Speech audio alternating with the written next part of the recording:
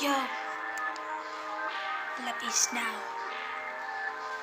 Knock and pause. D King ว่ะ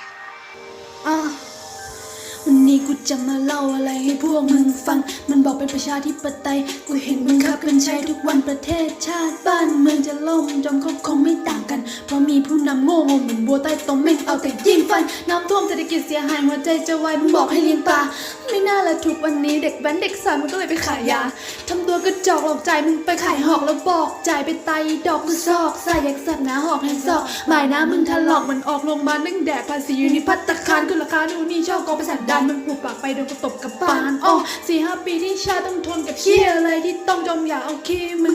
ไม่มึงโดนไม่จอมตรงเตียงยัดหน้าให้เป็นลมคนอย่างมึงมันโง่งมมีแต่คาลมกูต้องทนกับควายร่างคนต้องปูพรมให้มันเดินมันเคียเกินไม่เจริญโคตรบังเอิญมึงควรดูได้สักทีว่าชาติมีมึงเป็นส่วนเกินคุยผู้ใหญ่บอกให้ตั้งใจเรียนจะได้เป็นเจ้าคนนายคนกูแปลกใจทำไมสภาถึงมีแต่ควายกับปลาป่นคนรวยรอดตายชิบหายคือคนจนพากันเลือกอนาคตใหม่แต่เสียดายอนาคตเดิมไว้มึงบอกว่าเด็กอย่างกูแม่งคืออนาคตของชาติแล้วดูผู้ใหญ่อย่างมึงแต่มึงทำแต่เรื่องที่ผิดพลาดพากันปิดกันให้กูตายไปอีกขั้นอนาคตของเด็กไทยก็คงถูกผู้ใหญ่เขาปิดคันว่าสักไม่ดิกมึงปากพล่อยของมึงเด็กเอาชีวิตให้ตายเถอะนะด้านไม่อายมึงควรไปตั้งสติให้ไกลไปตั้งคติให้นายไปตายสักทีให้ควายจะอยู่กี่ปีแม่งวอดวายละอายสักทีนะ